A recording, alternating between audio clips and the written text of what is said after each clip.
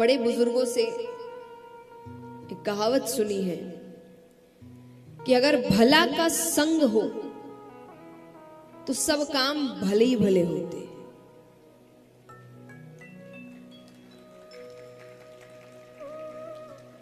और इस कथा में भगवान की संगत है, भगवान की लीलाएं हैं।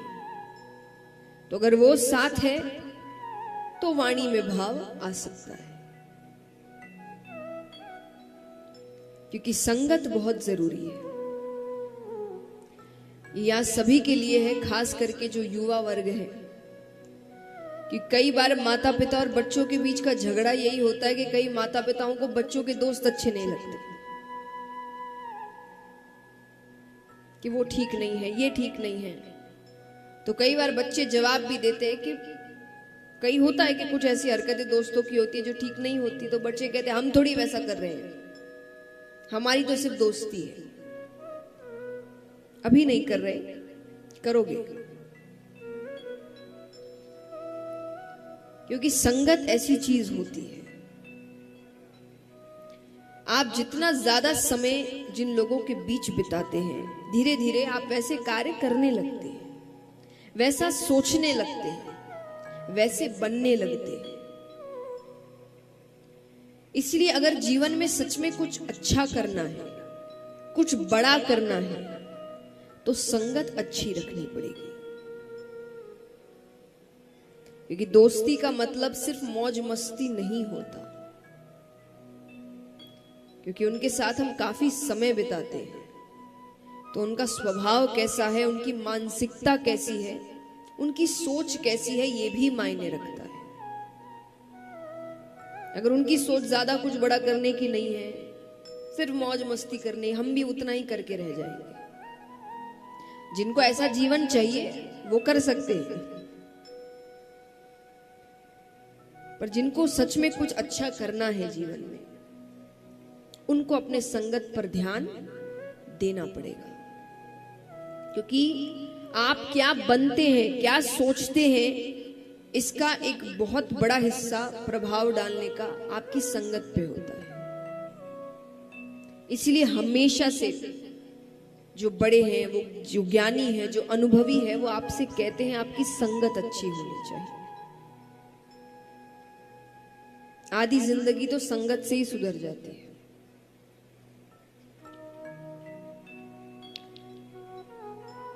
तो यहां पर भगवान की संगत है हम सभी के साथ 7 दिनों तक, तो संगत का आनंद लेना है, उससे बहुत कुछ सीखना है।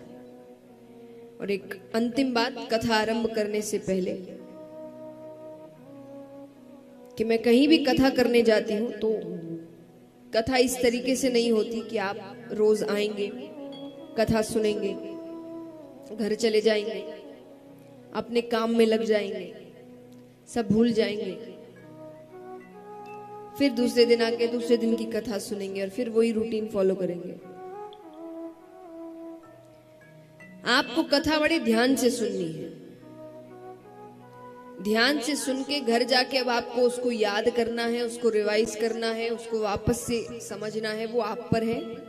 क्योंकि दूसरे दिन जब आप आएंगे तो दूसरे दिन की कथा आरंभ करने से पहले आपसे पूछा जाएगा कि पहले दिन कौन कौन सी कथाएं हुई। और जब तक आप मुझे सभी के बारे में नहीं बताएंगे, तब तक उस दिन की कथा शुरू नहीं होगी। यहां पर थोड़ी मेहनत करनी पड़ेगी। तो मान लीजिए 7 दिन की ट्यूशन चल रही है आपकी, रोज होमवर्क दिया जा रहा है आपको कि जो जो पढ़ाया गया है उसको घर जाके रिवाइज करो, और दूसरे दिन आके बताओ। तो आइए आज की कथा आरंभ करते हैं। आज थोड़ी ज्ञान की बातें ज्यादा है। कल से भगवान की लीलाएं शुरू होंगी। कल से रोज एक विशेष आकर्षण होगा, एक उत्सव होगा।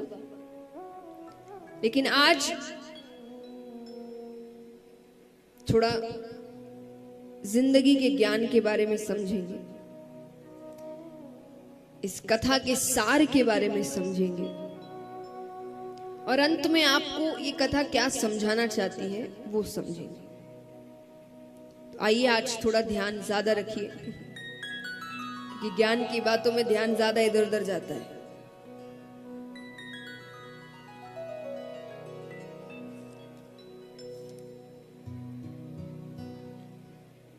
वेद व्यास जी ने पहले श्लोक में ही संपूर्ण ग्रंथ का सार लिख दिया, और संपूर्ण ग्रंथ ही नहीं समस्त वेदों उपनिषदों का सार लिख दिया, ये कहना गलत नहीं होगा। आइए श्रीमद् भागवत के पहले श्लोक को सुनते हैं। सच्चिदानंद रूपाय विश्वोत्पत्त्यादि हेतवे तापत्रय विनाशाय श्री कृष्णाय वयं नुमः। श्री कृष्णाय वयं नुमः। हम श्रीमद् भागवत के महत्तम को सुन रहे हैं, तो पहले श्लोक में ही पूरा सार बता दिया। शास्त्रों में भगवान के 3 स्वरूप बताए गए हैं, सत्य, चित्त और आनंद। सत्य माने सिर्फ सुनना नहीं है, इस कथा में बातचीत चलती रहनी चाहिए, वरना सब सो जाएंगे झपकियां ले लेके। बताइए, सत्य माने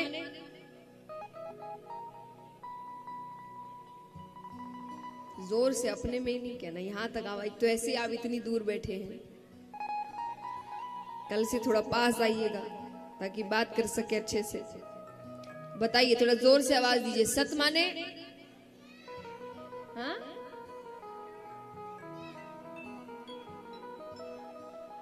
सबको स्कूल के दिन याद आ रहे होंगे ना, मुझे बताने की जगह अपने में ही बातें हो रही है। हाँ, सत्य, वेरी गुड, जोरदार तालियां, बच्चे को पता है। सत्य माने सत्य, सच। अब दूसरा सवाल आता है जो कई बार हमारे एग्जाम्स में 2 नंबर के क्वेश्चन आते हैं ना, परिभाषा बताओ। तो सत्य की परिभाषा बताओ, सत्य क्या है?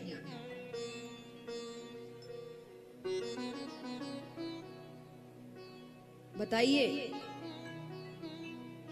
अब बच्चों का दर्द समझ में आया?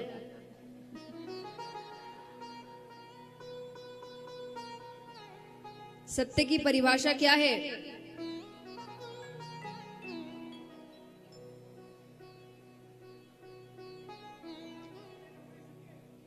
हाँ? ना। आइए, चलिए मैं बताती हूँ। सत्य माने जो कभी बदलता नहीं, जो अडिग रहता है। सत्य कभी समय, व्यक्ति, परिस्थिति कुछ भी आ जाए वो वैसे का वैसा रहेगा, वो कभी नहीं बदलता। झूठ हर वक्त बदलता रहता है, हर आदमी से एक झूठ नहीं बोल सकते, हर परिस्थिति में वही झूठ नहीं चल सकता। इसीलिए कहा जाता है एक झूठ को छुपाने के लिए 100 झूठ बोलने पड़ते। क्यों? क्योंकि हर व्यक्ति को अलग झूठ बताना पड़ेगा। थोड़ी सी परिस्थिति बदलेगी तो झूठ को थोड़ा और तोड़ मरोड़ करना पड़ेगा। तो एक झूठ के चक्कर में 100 झूठ बोलने पड़ते, क्योंकि झूठ बदलता रहता है, सच बदलता नहीं। कोई भी सामने आ जाए, कैसी भी परिस्थिति हो, सच सच रहेगा। हम कितने ही बदल जाएं, बदलना यानी हमारा शरीर, हमारी आदतें, हमारा परिवार, हमारी परिस्थिति, हमारी जगह, कोई कहीं रह रहा है, फिर कहीं और चला गया, फिर भी हम ही रहते हैं। वो बदल सकता है क्या? आपके अंदर की जो आत्मा है, आप है, जो खुद है, वो बचपन में भी आप ही थे, बूढ़े होने के बाद भी आप ही है। भले ही शरीर पूरा बदल गया, परिस्थितियां बदल गई, रिश्ते बदल गए, तो सच ऐसी चीज है जो कभी भी बदलती नहीं है। तो इस पूरी दुनिया में, पूरे ब्रह्मांड में ऐसा क्या है जो कभी बदलता नहीं? बताइए, क्या है ऐसा? कौन है जो कभी नहीं बदलता? भगवान। भगवान कभी बदलते नहीं। आप और हम यहां नहीं थे तब भी वो थे, आप और हम यहां हैं तब भी वे हैं, और आप और हम यहां से चले जाएंगे तब भी वो रहेंगे। बाकी दुनिया की हर चीज बदलती है, सिर्फ वो कैसे हैं जो कभी बदलते नहीं, और उनका आश्रय ऐसा है जो कभी बदलता नहीं। बाकी जिंदगी का हर एक आश्रय बदलता है। आश्रय माने, आश्रय मतलब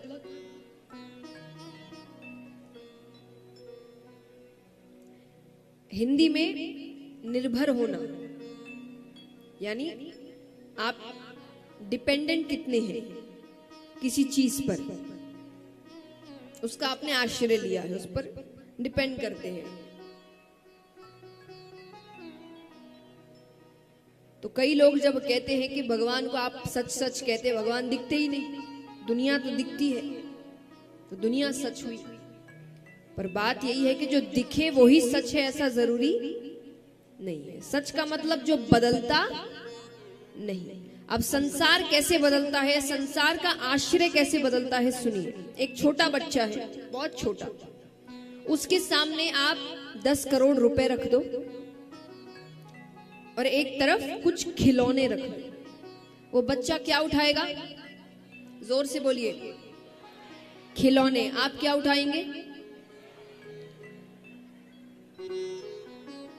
पैसे, है ना? यानी बच्चे हैं तब खिलौना पसंद आता है, बड़े हो जाते हैं तब पैसे पसंद आते हैं। तो 2 बार आश्रय बदल गया। अब वही मान लीजिए उम्र अच्छी खासी हो गई है, बूढ़े हो गए हैं, अब जिंदगी के ज्यादा दिन बचे नहीं हैं, और तब आपको कोई कहे कि आपको बहुत से पैसे दिए जाएंगे, या 10 करोड़ रुपए दिए जाएंगे, 1 करोड़ रुपए दिए जाएंगे, या तो वो कुछ दिन आपको पूर्ण रूप से आपके परिवार के साथ, आपके अपनों के साथ समय दिया जाएगा। आप क्या चुनेंगे? परिवार। तो एक ही जिंदगी में 3 बार आश्रय बदले। बचपन में खिलौना, बड़े होने के बाद पैसे, और बुढ़ापे में परिवार। लेकिन इसी जिंदगी में एक ऐसा आश्रय था जो कभी बदला नहीं। कौन सा? वही छोटे से बच्चे को जब बचपन में सिखाया जाता है कि जय जय करो, तो वो हाथ जोड़ लेता है, और बुढ़ापे में भगवान का नाम लेते ही रहते हैं। जवानी में पैसे के लिए भगवान को मनाते ही रहते हैं कि हे भगवान ये हो जाए, ये भगवान ये काम हो जाए, हे भगवान इतने पैसे आ जाए, हे भगवान बंगला बन जाए। तो इस पूरी जिंदगी में संसार के आश्रय तो बड़े बदले, पर एक ऐसा आश्रय था जो बदला नहीं। तो इसीलिए अगर सहारा लेना है किसी का, तो उसका लो जो बदले नहीं। ये सारी बातें आपको समझाने का मतलब क्या है कि भगवान ही सच है और कोई सच नहीं है। ये नहीं कि वैराग्य ले लो। व्यक्ति जब सारा सच समझकर कोई काम करता है ना, तो उस काम में उसका अंत में रिजल्ट कुछ भी आए वो सहन कर लेता है। क्यों? क्योंकि उसको उस काम का सच पता है। वो किसी झूठी उम्मीद से काम नहीं कर रहा है। तो जिंदगी जियो, जी भर के रिश्ते निभाओ, लेकिन जिंदगी के सच को जानते हुए। और सच यही है कि कुछ भी अपना नहीं है,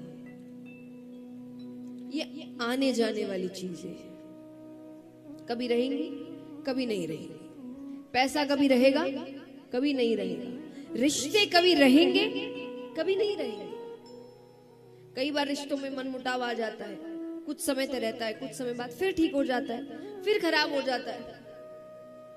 तो जिंदगी का सच यही है कि ये चीजें आने जाने वाली है।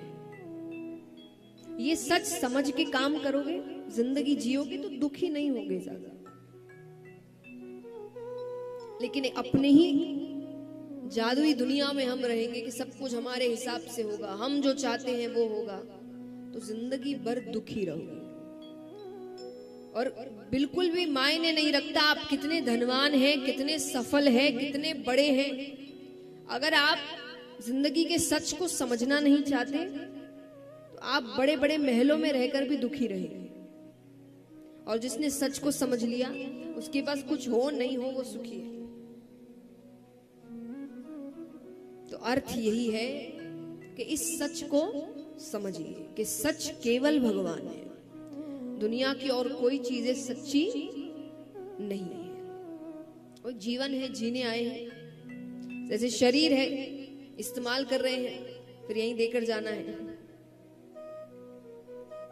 अपना नहीं है कुछ,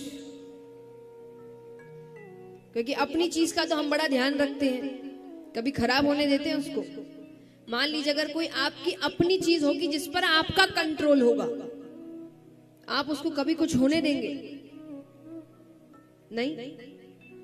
शरीर को कुछ होने से बचा सकते हैं। बुखार कभी अपने आप ही आ जाता है, कभी अचानक से हाथ दुखने लग जाएगा, कभी पैर दुखने लग जाएगा, घुटने कमजोर हो जाएंगे। बीमारी आई, बीमारी ने क्या कर दिया? खुद का कंट्रोल होता तो बचा लेते हर चीज से, पर बचा सकते हैं क्योंकि ये अपनी चीज नहीं है। इसका ख्याल रख सकते हैं पर अपने कंट्रोल में नहीं कर सकते, क्योंकि अपनी है ही नहीं। तो इस सच को जानकर जिंदगी जियो, ये हर किसी के लिए है। देखिए, ग्रंथों की या पुराणों की बातें अगर समझने जाओ तो आपको पता चलेगा जीवन के हर चीज में ये आपको सीख देती है। आप कुछ बड़ा भी करने जा रहे हैं, चाहे वो बच्चे एग्जाम्स दे रहे हैं या कोई और अपना बिजनेस का काम कर रहा है, कुछ भी कर रहा है, उसमें कभी वो हार जाता है, फिर काम करता है। अब जो जिंदगी के सच को नहीं जानता, उसको लगता है कि यही सब कुछ है जो मैं कर रहा हूं, ये नहीं तो मेरी जिंदगी में कुछ नहीं। तो एक दो बार हार कर पूर्ण रूप से हार ही मान लेता है। पर जो सच जानता है कि हार जीत आती जाती रहती है, आज हार है तो कल जीत होगी, और अगर वो जीत भी गया तो उसमें अहंकार नहीं आएगा। क्यों? क्योंकि उसको पता है कि अगर ज्यादा अहंकार आया तो जीत कब हार बन जाए वो भी नहीं पता। जो व्यक्ति बहुत बड़े होने के बाद भी सरल होते हैं ना, उनको पता होता है कि ये जीत हर वक्त रहने वाली चीज नहीं है, कब चली जाएगी पता नहीं चलेगा। इसलिए इसका आनंद लीजिए, पर हमेशा सरल होकर।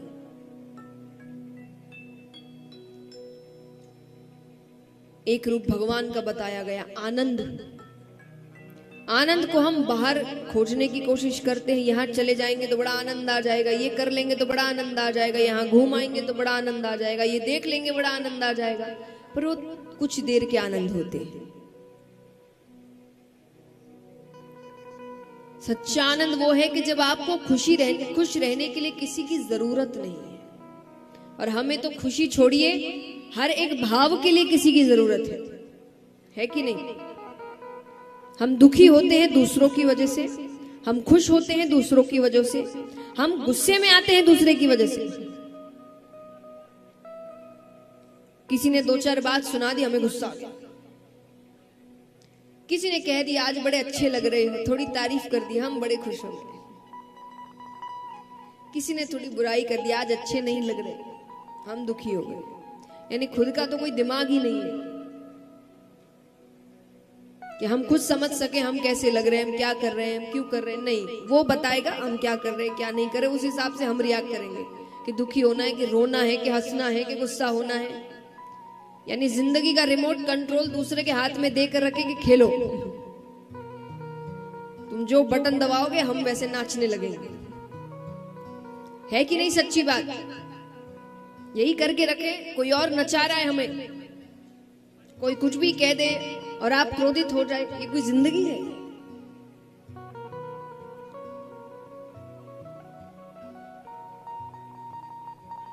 तो आनंद क्या है? जो व्यक्ति सच में भगवान को समझने की कोशिश करता है, भगवान की भक्ति में जाने की कोशिश करता है ना, उसको फिर बाहर की किसी बात से कोई फर्क नहीं पड़ता। सबसे अच्छा उदाहरण है जो आगे जाके प्रसंग भी आएगा, गोपियों का। गोपी हमेशा कहती थी कि हमारी भावनाएं, हम क्या करते हैं, क्या सोचते हैं, या तो हम जानते हैं या तो वो जानता है, और दोनों को ही ठीक लग रहा है। तो बाकियों को ठीक लगे नहीं लगे, हमको उससे कोई फर्क नहीं पड़ता। क्योंकि एक बात हमेशा याद रखिएगा, भगवान ने आपको, आपकी जो आत्मा है ना, ये सबसे बड़ी शक्ति है। ये हर व्यक्ति को समझा देती है कि वो सही कर रहा है कि गलत। एक जो अंदर से आवाज आती है, हर किसी को आती है, हर काम करते हुए, खास करके जब कुछ गलत कर रहे हो, वो एक अंदर से एक अलग ही डर होता है।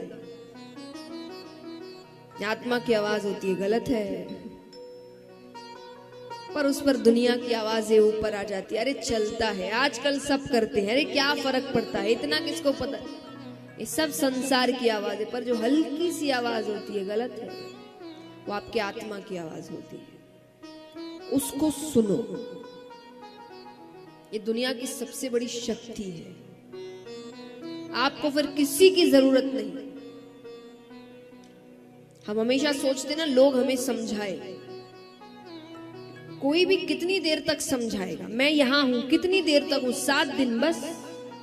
उसके बाद फिर तो आप ही हैं। आपको ही खुद को समझाना है, खुद की जिंदगी जीना है। तो कोई भी आपके जीवन में कितने समय तक आएगा कुछ समझाने? कुछ दिन, कुछ महीने, उससे ज्यादा नहीं। बाकी जीना आपको ही है, काम करना आपको ही है। उस शक्ति को पहचान। हम अपने आप को बड़ा कमजोर समझते हैं, हमसे शक्तिशाली और कोई नहीं है। अगर हम खुद की शक्तियों को पहचानने में आए तो वो कब होगा? जब आप खुद में आनंद लेने लगेंगे। खुद में आनंद व्यक्ति तब लेता है जब वो सिर्फ भगवान से जुड़ा होता है, अपनी भावनाओं को लेकर, अपनी उम्मीदों को लेकर।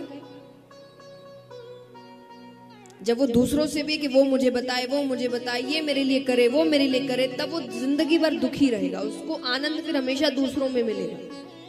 पर जो सिर्फ खुद में और भगवान में आनंद ढूंढता है, उसको किसी की जरूरत नहीं खुश रहने की, वो अकेला भी खुश है। इस उदाहरण का मतलब वापस ये नहीं कि आप वैराग्य लीजिए, जंगल में चले जाइए, पर एक सच्ची बात बताइए। हम इतने चकाचौंध में रहते हैं, ताम झाम में रहते हैं, भागा दौड़ी की जिंदगी चल रही है, घूम रहे हैं, फिर रहे हैं, फिर भी हर कुछ समय में हमें कुछ नया चाहिए। बोर हो गए, बड़ी जल्दी बोर होते हैं। पर वही जंगलों में रहने वाले जो तपस्या कर रहे हैं, सालों साल वहीं रहते हैं, वो बोर नहीं होते, वो खुश है। आप उनके बाद उनको किसी की जरूरत नहीं। इसका मतलब ये नहीं कि आप भी जाओ तपस, नहीं। उसने अपने अंदर के आनंद को पहचान लिया।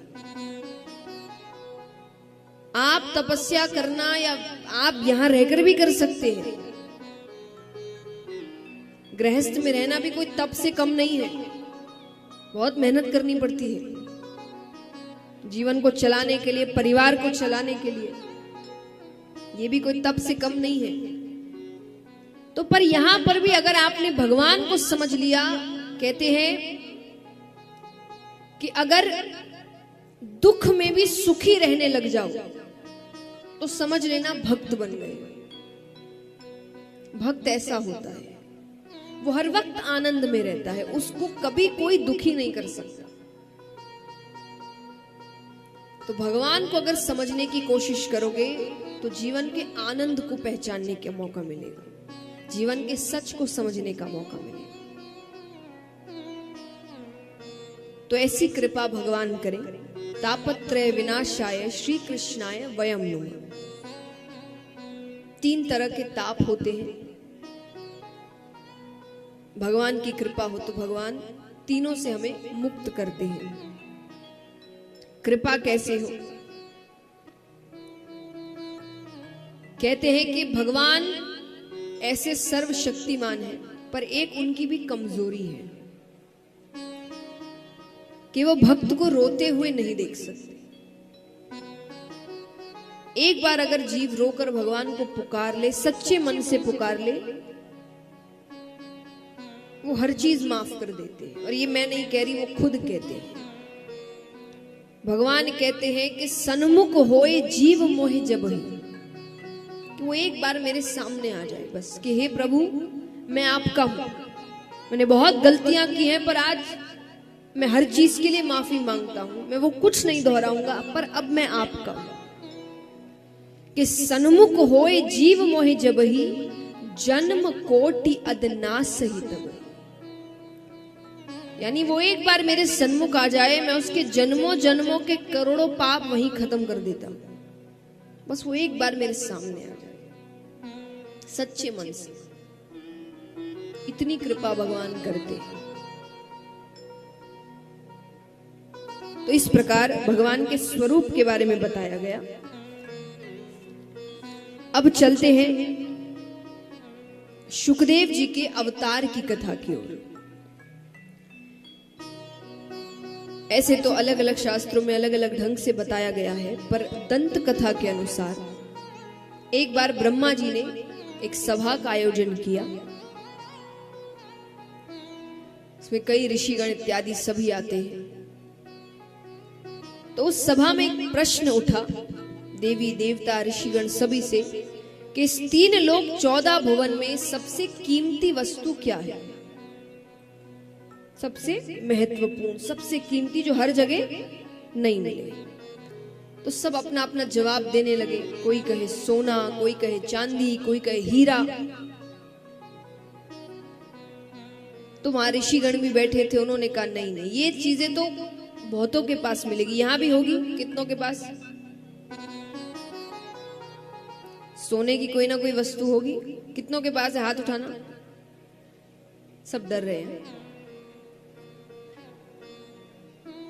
कितना है नहीं पूछेंगे, बस है कि नहीं ये हाथ उठाओ। है, इतना भी हुआ तो मतलब है। कईयों के पास है, तो जो कईयों के पास हो वो सबसे कीमती कैसा हुआ? सबसे कीमती तो हर किसी के पास होना नहीं चाहिए। तो ऋषिगण कहते हैं तो बहुतों के पास मिलता है। तो बोले फिर आप बताइए सबसे कीमती क्या है? तो ऋषिगण कहते हैं अगर सबसे कीमती कुछ है तो वो है प्रेम। प्रेम भी कौन सा? निस्वार्थ। हम और आप जो प्रेम करते हैं वो स्वार्थ का है, वो हमारे काम के हिसाब से होता है। जिससे स्वार्थ है उससे प्रेम है, जिससे स्वार्थ नहीं उससे प्रेम नहीं। तो उसको प्रेम नहीं कहते। प्रेम यानी निस्वार्थ प्रेम, कोई स्वार्थ नहीं है जिसमें, उससे रिश्ता सिर्फ प्रेम के लिए, कोई काम नहीं, कोई फायदा नहीं, कुछ नहीं। वो सबसे कीमती होता है दुनिया में। तो सभी ने पूछा कि ये कहां मिलेगा, आप बताइए, क्योंकि कहीं तो होना चाहिए जो प्रेरणा स्वरूप हो, उससे लोग सीखे। तो इस पर भी सब जवाब देने लगे। तो कोई कहे कि हो ना हो ब्रह्मा ब्रह्माणी के पास तो होगा। बोले नहीं, ब्रह्मा जी तो रचना के कार्य में इतने व्यस्त हैं, उनके पास ब्रह्माणी के लिए समय ही नहीं है। तो वहां नारद जी भी बैठे थे। नारद जी ने कहा हो ना हो मेरे प्रभु विष्णु भगवान और लक्ष्मी माता के पास तो जरूर है। ऋषिगण कहते वहां भी थोड़ी कमी है। कैसे?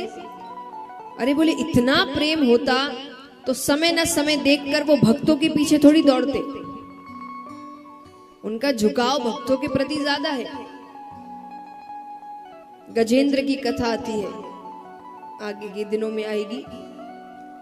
मध्य रात्रि में उसने पुकारा, भगवान पैदल दौड़ चले गए लक्ष्मी जी को छोड़कर। इतना बोले प्रेम होता तो साथ लेकर जाते। तो वहां भी तो सबने कहा फिर आप ही बताइए। तो ऋषिगण कहते हैं अगर प्रेम की पराकाष्ठा कहीं पर है तो वो है महादेव जी और पार्वती माता के साथ। एक तो वो उनके आधे अंग पर विराजती है और महादेव जी ज्यादा से ज्यादा समय कैलाश पर्वत पर ही रहते हैं। उनसे ये तीनों देव को भी जब मिलना होता है तो वो कैलाश पर्वत आते हैं, ये जल्दी से कहीं नहीं जाते। कोई बहुत ही जरूरी काम हो तो वो जाएंगे, वरना वो कैलाश पर्वत छोड़कर जाते ही नहीं। तो बोले वहीं सबसे ज्यादा प्रेम है। नारद जी विष्णु भगवान के भक्त है। नारद जी कहते ऐसी कोई बात नहीं है, विष्णु भगवान और लक्ष्मी माता में भी बहुत प्रेम है। पर सबको ऋषिगणों की बात सही लगी, उन्होंने कहा ये तो सच है। नारद जी कहते अच्छा ठीक है, अगर मैं उनके बीच थोड़ी अनबन करवा दूं तो। अब आपको लगे कि पति पत्नी के बीच तो अनबन होती ही रहती है, ये दो अलग बातें हैं। एक होता है आपस में अनबन, एक होता है किसी तीसरे की वजह से। अगर कोई तीसरा आकर आपके बीच झगड़ा करवा कर चला जाए, मतलब अब प्रेम में अभी भी कमी है। आपस में झगड़ा हो वो होता रहता है, हर घर में होता है, पर कोई और आए और झगड़ा करवा कर चला जाए, इसका मतलब अभी भी कमी है। नारद जी ने कहा मैं करवा दूं तो। सबने कहा तब की तब देखी जाएगी। अब वो रोज कैलाश पर्वत जाए, पर दोनों को साथ देकर वापस लौट आए। एक दिन संयोग से महादेव जी कहीं गए हुए थे। नारद जी जाते हैं, माता अकेली है, उनको प्रणाम करते हैं। माता ने कहा कैसे आना हुआ? नारद जी कहते हैं वो बाबा से थोड़ा जरूरी काम था। कहाँ है वो? माता ने कहा वो तो अभी बाहर गए हैं। अगर कोई बहुत जरूरी काम है तो मुझे कह दो, मैं उनसे कह दूंगी। नारद जी कहते नहीं, थोड़ी व्यक्तिगत बात थी। व्यक्तिगत माने पर्सनल, सबको नहीं बता सकता। माता कहती आपके बाबा और मेरे बीच कोई व्यक्तिगत बातें नहीं रहती, वो मुझे सब बताते हैं। नारद जी कहते मैं नहीं मानता। नारद जी ने एक बहुत बड़ी बात कह दी यहां। नारद जी कहते हैं कि ऐसा कोई पुरुष नहीं है जिसने कोई ना कोई बात छुपाई ना हो। हर कोई, चाहे वो साधारण हो कोई भी हो, पुरुष कोई ना कोई बात तो स्त्री से छुपाता ही है। अब यहां जितने भी शादीशुदा है सबकी घर जाके क्लास लगने वाली है।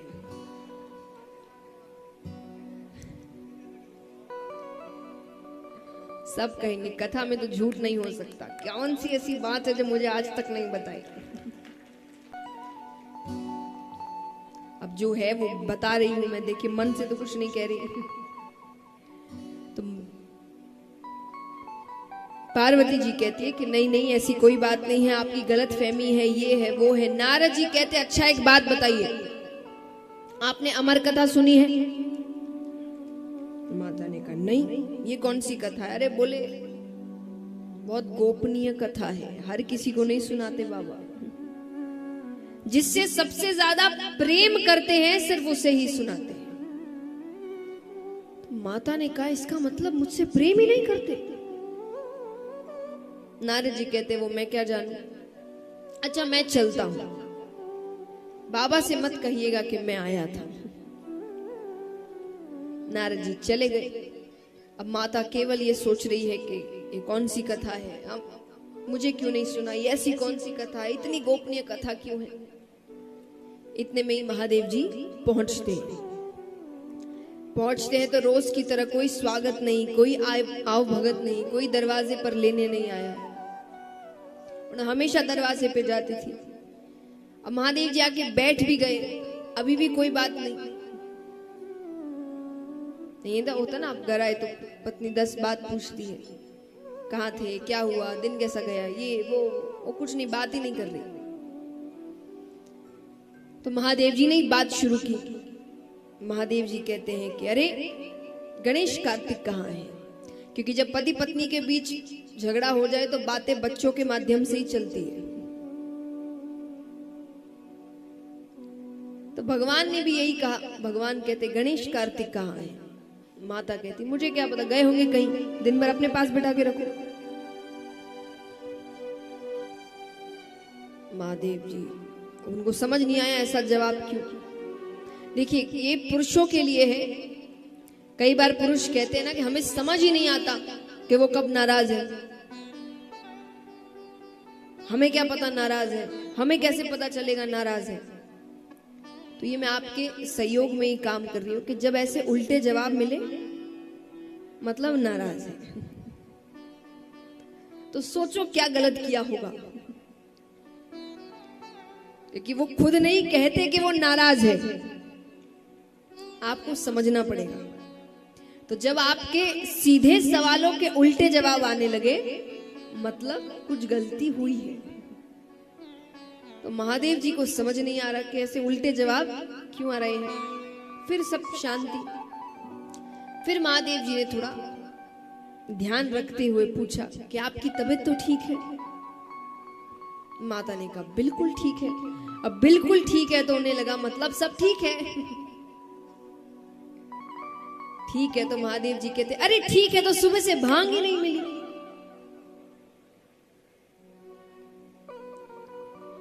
भांग की बात आते ही वो कहीं का गुस्सा कहीं उतरता है। महादेव जी को भांग बहुत प्रिय है।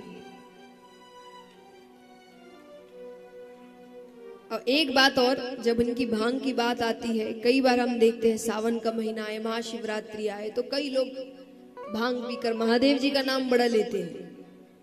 हम तो महादेव जी के भक्त हैं, महादेव जी भी करते थे। महादेव जी ने तो विष भी लिया था। आप भी एक बार ले लो थोड़ा सा। अगर विष ग्रहण कर सकते हो और अच्छे से सीधे खड़े रह सकते हो तब फिर भांग भी ले सकते हो। और जब वो नहीं तो ये भी नहीं। तो लेना है तो अपना नाम लेकर लीजिए, भगवान का नाम लेकर ये सब हरकतें नहीं। क्योंकि कई बार लोग भगवान की अच्छाइयां तो लेते नहीं है और बाकी उन्होंने जो दूसरे काम किए, क्योंकि उनके अंदर वो शक्ति है, उनके कारण है, उसका बड़ा उनको कॉपी करके नाम लेते। भगवान ने भी किया था, भगवान ने बहुत कुछ किया, वो करने की हिम्मत हमें। कृष्ण का नाम लेते, कृष्ण ने ये किया वो किया, उसने गोवर्धन पर्वत उठाया था। हम छोटा सा पहाड़ नहीं उठा सकते। 7 फनों के सर पर नृत्य किया था। एक फन आ जाए तो हम बेहोश हो जाते वहीं पर। तो भगवान की बराबरी मत करिए, और करिए तो पूरी करिए। फिर उतनी हिम्मत रखिए कि आप पूरी बराबरी कर सके। उन्होंने जो भी किया था, उनके कई कारण होते हैं काम करने के। मैं हमेशा एक बात कहती हूँ उन लोगों के लिए जो भगवान का नाम लेकर कहते कि हमने इसीलिए किया, कि एक बात हमेशा याद रखिएगा, भगवान जो भी करते हैं उसका कारण जग कल्याण होता है, और हम जो भी करते हैं उसका कारण हमारा कल्याण होता है। ये सबसे बड़ा अंतर है हम में और भगवान में। इसलिए हम उनकी बराबरी नहीं कर सकते। तो आइए, यहां पर पार्वती माता नाराज है तो उनका कहीं का गुस्सा कहीं निकल रहा है। माता कहती है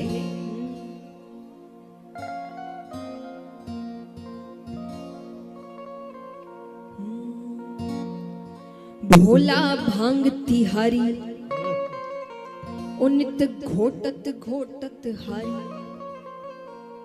कि भोला भांग तिहारी ओ नित घोटत घोटत हारी, ओ मेरे दोनों हाथ दुखाए, तेरी एक दिना की होए तो घोटू रोज न घोटी जाए। भोला भांग तिहारी।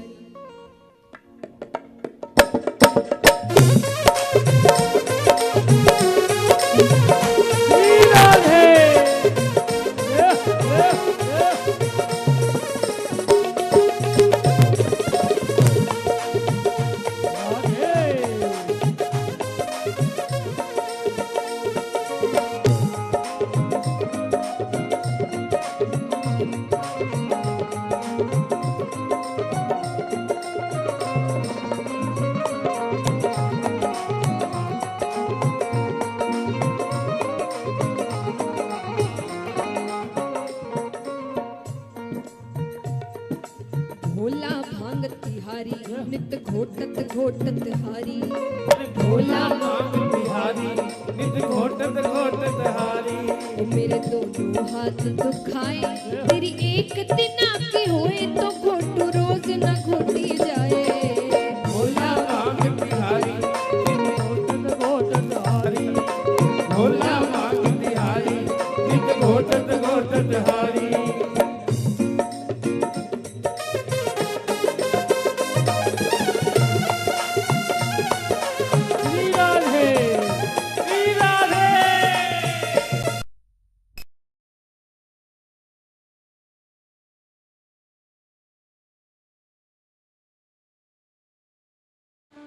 बाल न पाका होता उसका,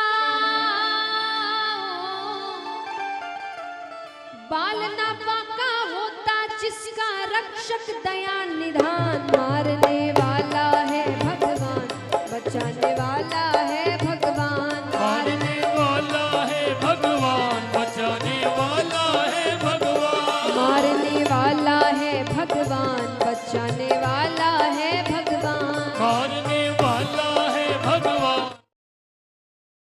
भगवान की जय हो जय हो। तालियां जोरदार एक साथ।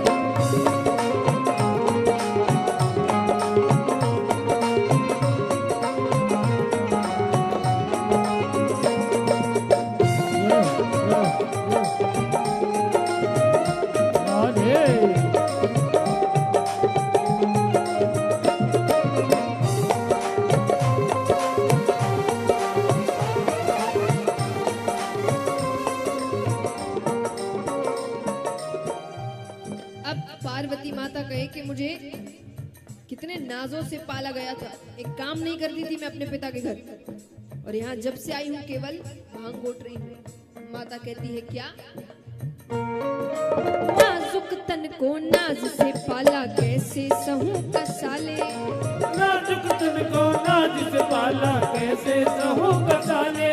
अरे नाजुक तन को नाज से पाला कैसे सहूं कसाले। नाजुक तन को नाज से पाला कैसे सहूं कसाले। भांग तुम्हारी घोटत घोटत हाथ में पड़ गए छाले। हाँ छाले हाँ छाले। तेरी रोज रोज की तेरी रोज रोज की अकड़ रे भोला हमसे सही न जाए। तेरी रोज रोज की अकड़ रे भोला हमसे सही न जाए। तेरी एक दिन आके होए तो घोटू रोज न घोटी जाए। भोला मांग तिहारी नित घोटत घोटत हारी। भोला मांग तिहारी नित घोटत घोटत हारी।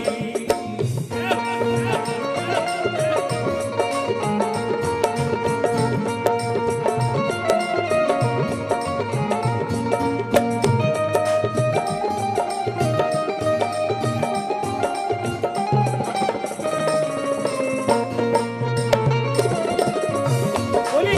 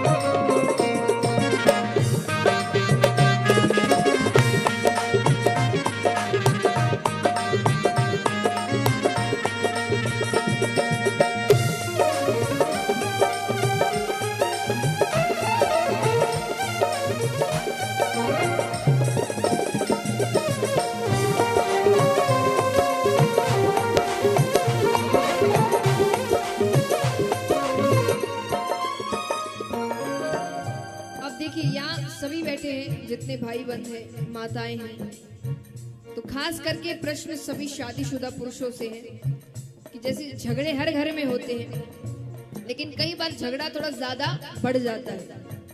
तो जब ज्यादा बढ़ जाए तो माताओं की आखिरी धमकी क्या होती है, बताइए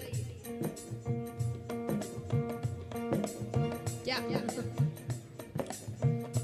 आखिरी धमकी क्या होती है माताओं की जब झगड़ा ज्यादा बढ़ जाए तो? पियर जा रही है, मायके जा रही है। तो यहाँ पर भी झगड़ा थोड़ा ज्यादा बढ़ गया तो माता क्या कहती है? अलग पड़े तेरे सिलबट्टे पर मैं पीहर को जाऊं। अलग पड़े तेरे सिलबट्टे पर मैं पीहर को जाऊं। अरे अलग पड़े तेरे सिलबट्टे पर मैं पीहर को जाऊं। अलग पड़े तेरे सिलबट्टे पर मैं पीहर को जाऊं। जब तू पीना भांग छोड़ दे तभी लौट कर आओ। हाँ आओ, हाँ आओ। मैं तो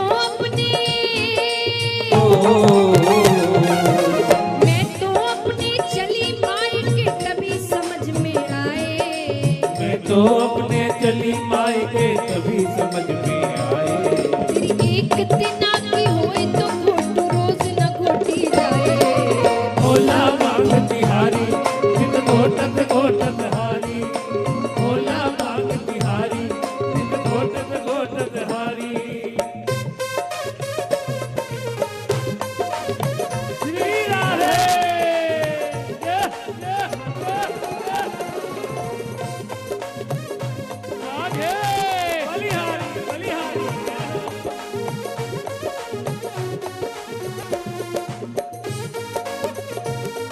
जय हो।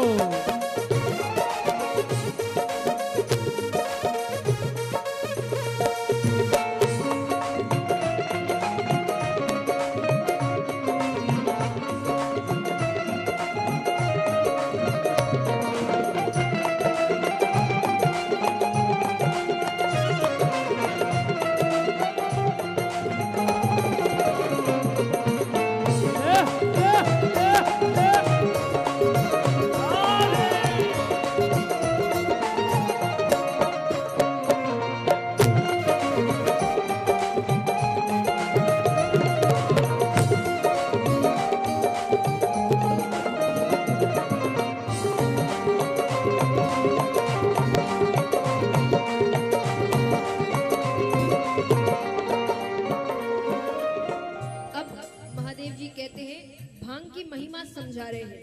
महादेव जी कहते हैं क्या?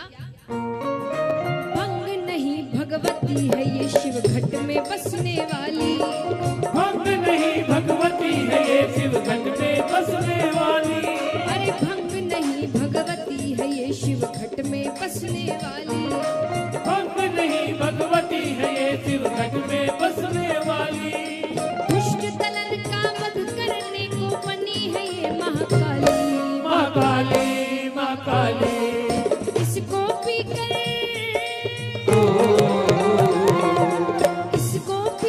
ऋषि मुनि भी शिव का ध्यान लगाए।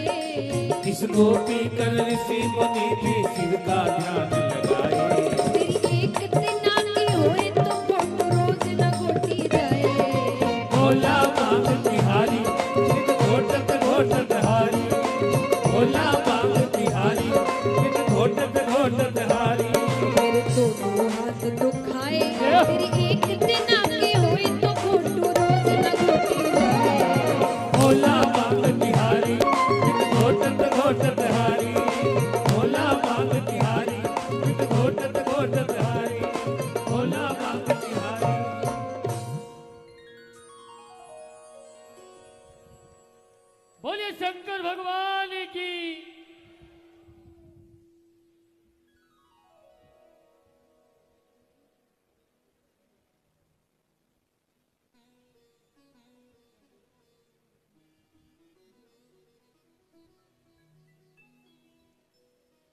तो महाराज आइए, एक बार मैं चाहूंगी जो दादाजी जो नृत्य कर रहे थे, आप एक बार जोरदार तालियां इनके लिए।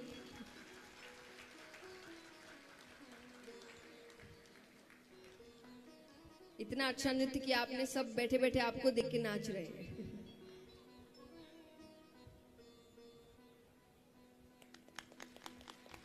और भगवान सभी को इतनी भक्ति दे के आपके जैसे हर वक्त सब खुशी से नाचते ही रहे।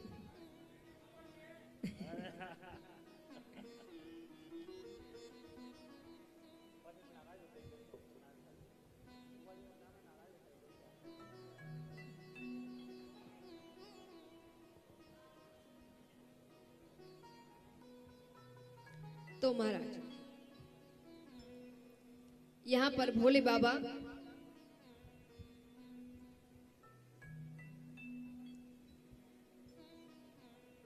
पार्वती माता से कहते हैं कि क्या बात है, मुझे अब कुछ समझ आ रहा है कि आप नाराज लग रही हैं। वैसा क्या हो गया, मैंने क्या गलती करी? तो बड़ा मना रहे हैं माता को। आइए पार्वती माता क्या जवाब देती है। तो उनके नाम भी मन से लिए जाएंगे ताकि जो सोच रहे हैं, थोड़ा हिचकिचा रहे हैं, उनको एक हिम्मत मिले, एक प्रेरणा मिले कि हाँ जब वो करे तो हम भी क्यों नहीं। तो इसीलिए जो भी भक्त दान करेंगे उनका नाम मंच से लिया जाएगा, एक इसीलिए भी कि सबको प्रेरणा मिले और उनका भी नाम हमें पता चले जो सेवा का कार्य। यहाँ पर महादेव जी पार्वती जी से पूछ रहे हैं कि कोई तो बात जरूर है। माता ने कहा पहले तो ये बताइए आप मुझसे प्रेम करते हैं कि नहीं। महादेव जी कहते ये कोई पूछने की बात है, बहुत करते हैं, सबसे ज्यादा आपसे ही करते हैं। तो बोले फिर ये अमर कथा क्या है। देखिए उनकी नाराजगी का कारण थोड़ा और ज्यादा है, क्योंकि आपको पता है कि नहीं, पर महादेव जी आए दिन पार्वती जी को नई नई कथाएं सुनाते रहते हैं।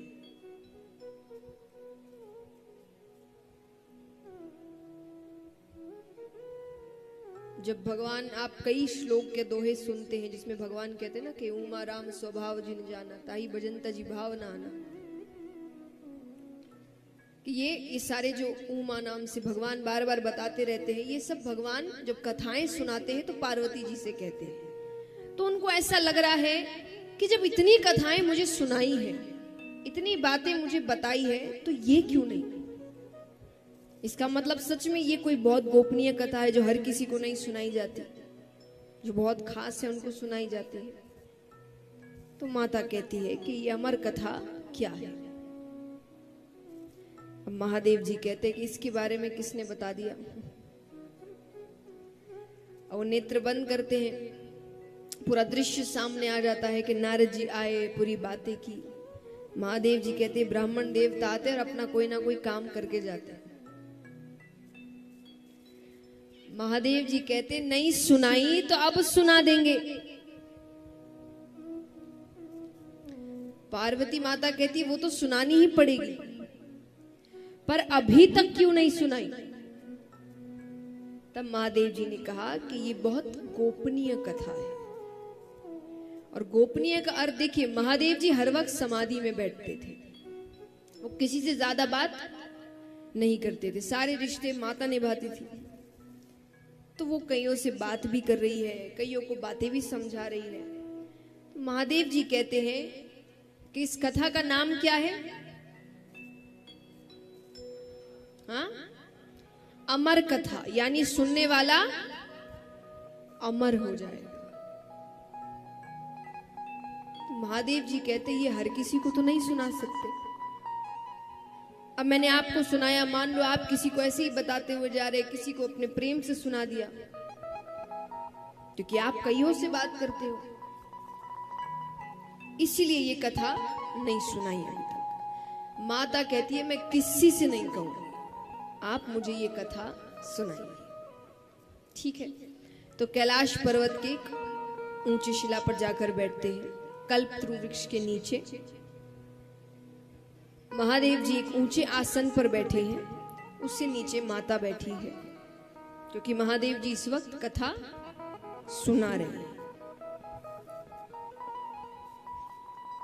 अब कथा आरंभ करने से पहले महादेव जी कहते हैं कि माता, एक प्रार्थना या एक सूचना, क्योंकि ये कथा, इसमें ज्ञान भी बहुत है, और इस कथा को जो सुनते हैं उनकी परीक्षा निद्रा रानी लेती है। कौन? निद्रा रानी यानी, तो आप ध्यान से सुनिएगा, कि थोड़ा भी ध्यान इधर उधर हुआ कि वो अपनी गोद में ले ले। ठीक है। और यहां पर महादेव जी एक और सुझाव देते हैं, क्योंकि महादेव जी खुद बड़े भक्त हैं, तो कई बार वो कहते हैं कि कथा करते करते वो नेत्र बंद कर लेते थे, और नेत्र बंद करके वो कथा सुनाए जा रहे, उनको किसी और से लेना देना, वो भक्ति में लीन हो जाते थे। तो उन्होंने कहा कि क्या पता मैं नेत्र बंद कर लूं, मेरा ध्यान आप पे पड़े ही ना और आप सो जाओ। तो एक काम करिएगा, आप हर थोड़ी देर में बीच बीच में कहते रहिएगा, स्वामी, स्वामी, स्वामी, यानी हुंकारा। ये माताओं को ज्यादा पता होगा, क्योंकि जो व्रत इत्यादि करते हैं, कहानियां सुनाते हैं ना, तो जो सामने बैठा है वो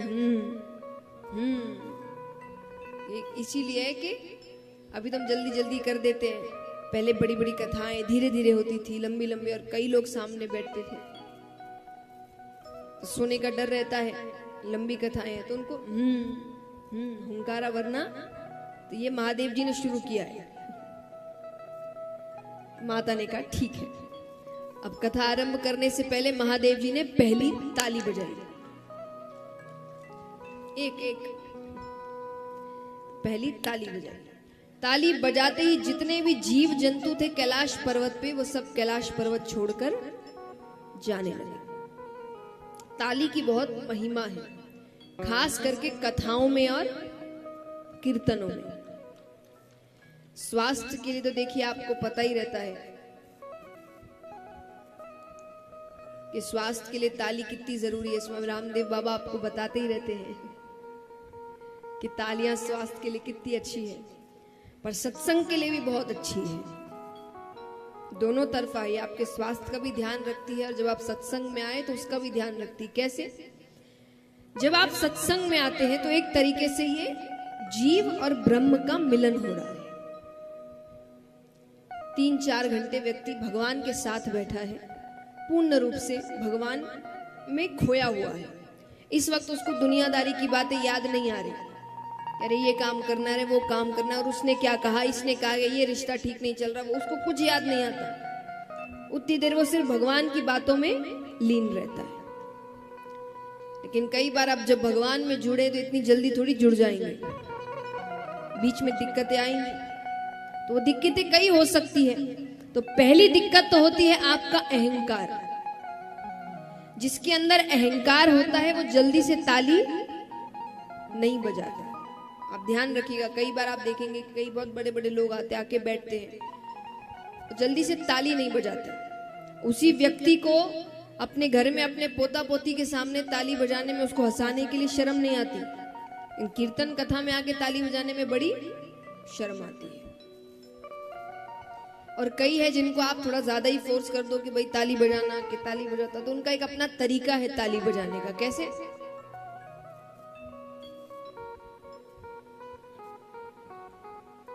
बजाओ नहीं बजाओ एक बराबर है। ऐसा क्यों? अहंकार। भगवान में लीन तब तक नहीं हो सकते जब तक अहंकार खत्म नहीं हो। तो ताली वही बजाता है जो यहां पर अपना अहंकार बाहर छोड़कर आता है। लोग कहते हैं ना कि यहां दीन बन जाओ। जो व्यक्ति यहां दीन बन गया, भगवान उसको सेठ बना देंगे, उसको बड़ा कर देंगे। लेकिन जो यहां बड़ा बनने की कोशिश करता है कि हम बड़े हैं, तो सबसे बड़ा तो ये है, अभी इससे बड़ा कौन हो सकता है। तो जो यहां भी बड़ा बनने की कोशिश करता है, फिर वो कहीं बड़ा नहीं रह जाता।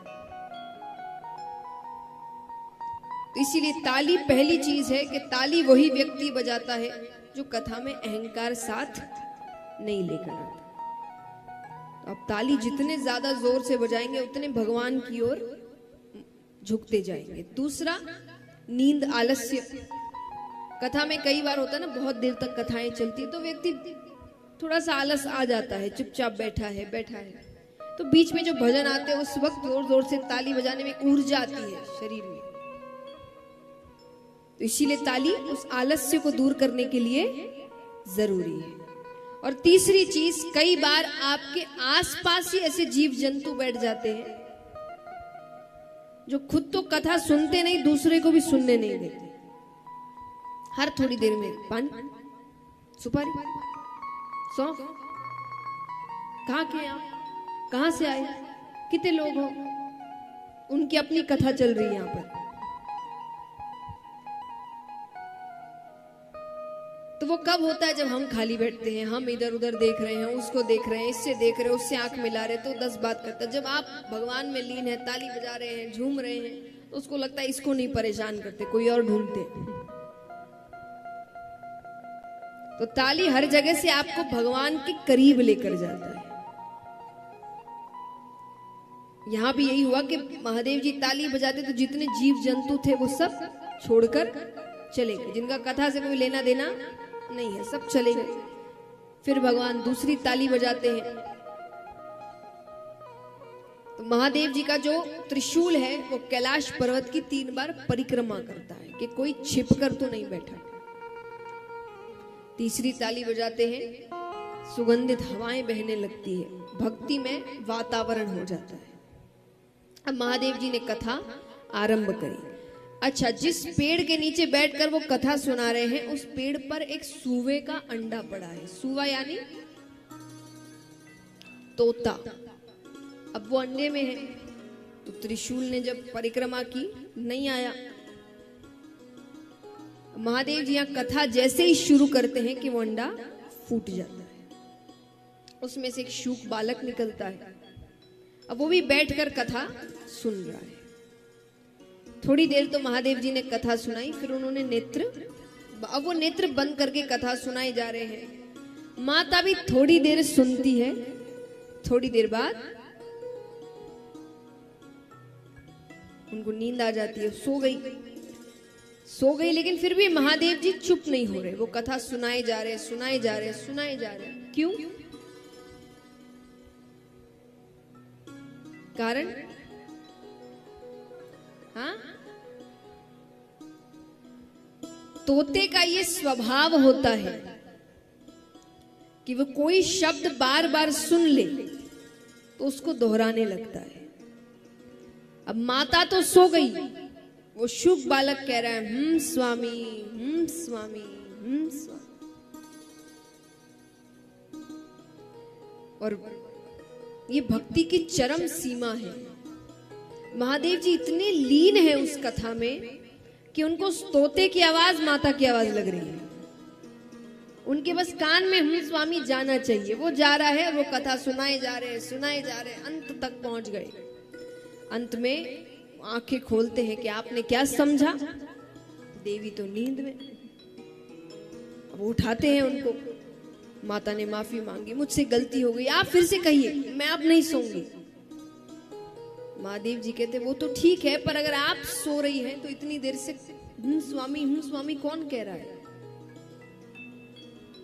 तो वो ऊपर नीचे देखते हैं तो उनकी नजर शुभ बालक पर पड़ती है। अब महादेव जी को लग रहा है कि उसने चोरी से की, मायावी है कोई, तो वो बच गया कैसे तैसे त्रिशूल के परिक्रमा से। लेकिन ये छुपकर सुन रहा है, इसने चोरी करी कथा की। अब वो बालक आगे आगे और त्रिशूल लेकर महादेव जी पीछे पीछे। अब वो हर जगह घूम रहा है, सबसे मदद मांग रहा है, पर कौन महादेव जी से बैर लेवे। अंत में वो ये कहता है कि जब दैत्यों से संकट आए तो देवताओं के पास जाते हैं, पर जब देवता से ही संकट हो तब ब्राह्मण देवता के पास आते हैं। ब्राह्मण देवता और ब्राह्मण ये दो अलग चीज है। सिर्फ ब्राह्मण कुल में जन्म लेने से हम ब्राह्मण देवता नहीं बन जाते, वैसे कर्म करने पड़ते हैं। तो ब्राह्मण देवता अलग चीज होती है। तो वो ब्राह्मण देवता जब उनके मन में नाम आया तो वो किसके घर आए पृथ्वी पर? वेदव्यास जी महाराज के। उनके घर आते हैं, उनकी पत्नी उबासी के चक्कर में मुख खोलती, छोटा सा रूप बनाकर वो मुख के द्वार से गर्भ के अंदर जाते हैं।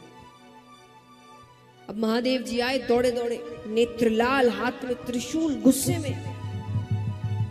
वेदव्यास जी कहते पहली बार तो दर्शन दिए, वो भी इस रूप में।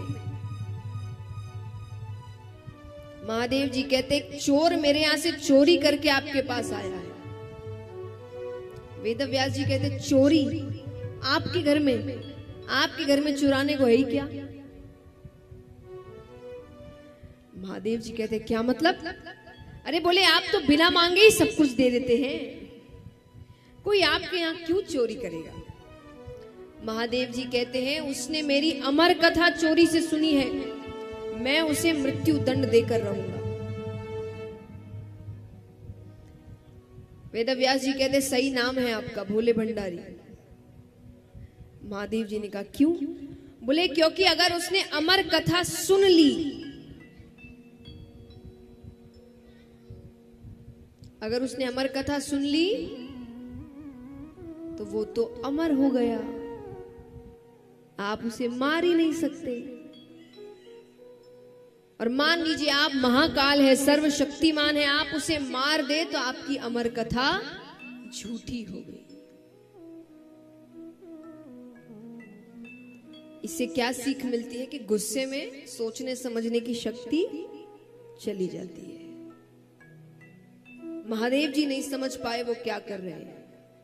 सोचिए हम और आप तो क्या क्या कर बैठे।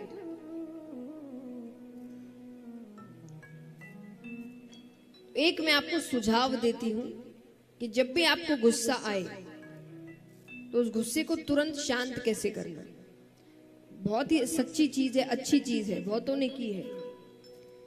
कहते जब भी गुस्सा आए तो राधा नाम का उच्चारण करना चाहिए। किस नाम का? और मन में नहीं, जोर जोर से। गुस्सा कब आता है? जब कोई सामने वाला व्यक्ति आपसे 10 बातें गलत कह रहा है तो उस वक्त उसको जवाब नहीं देना, उसके सामने ही जोर जोर से राधे राधे राधे राधे राधे कहना है। कहकर दिखाओ एक बार, कैसे कहोगे? इतना सा नहीं, जब तक गुस्सा शांत नहीं हो तब तक जोर से कहिए।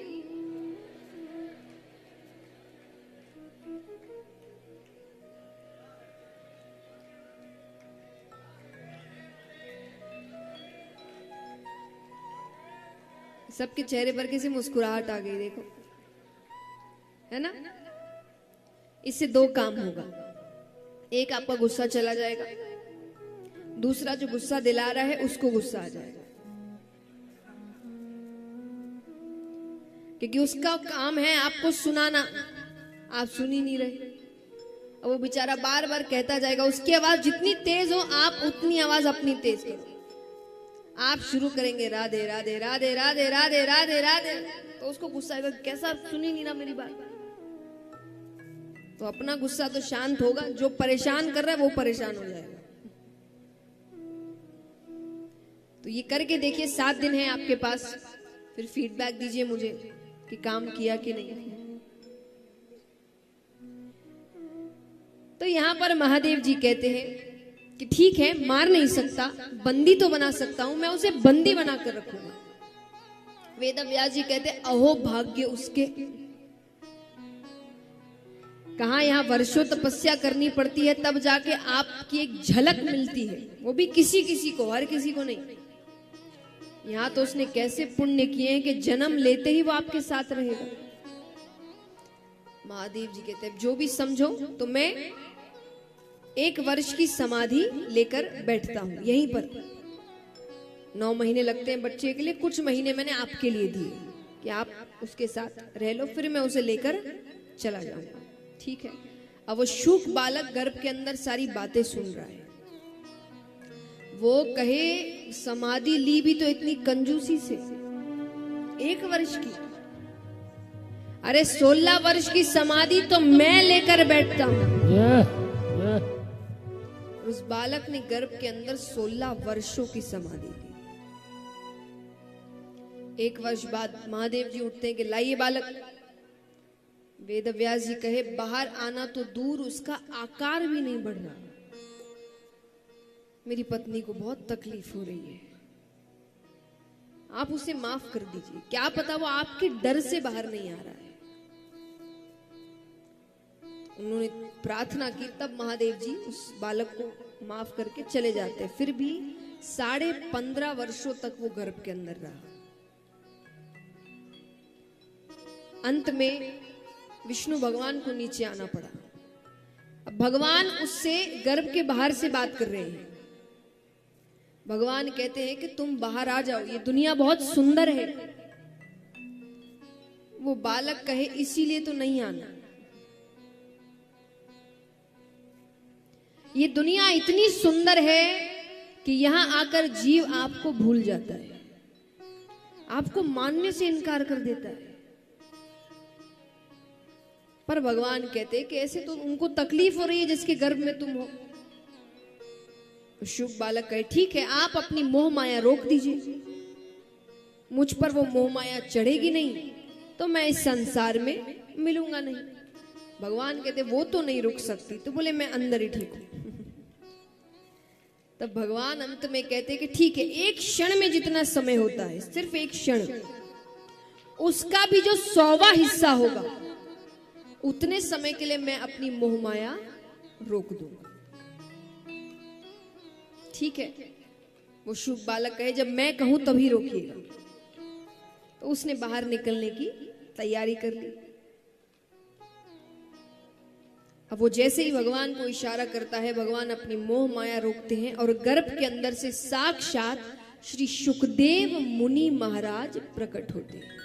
बोलिए श्री सुखदेव मुनि महाराज की।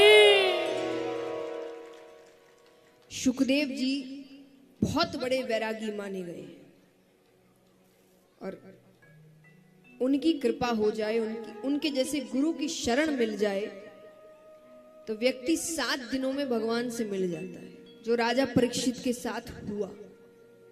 कल से ये कथा आरंभ होगी। आज हम 2-3 जगह से कथाएं सुनेंगे, थोड़ी महादेव जी की तरफ से, थोड़ी अब नैमिषारण्य वन में चलेंगे, वहां सूत जी की तरफ से। कल से हम सुखदेव जी के मुख से कथा सुनेंगे। तो इनके जैसे गुरु मिल जाए तो भगवान से मिलना आसान हो जाता है। आइए उनके जन्म पर हम सभी प्रार्थना करते हैं, जिन्होंने गुरु बनाए हैं वो अपने गुरु का ध्यान करें, जिन्होंने नहीं बनाए वो भगवान का ध्यान करें कि उनको जब गुरु मिले तो सुखदेव जी जैसे गुरु मिले।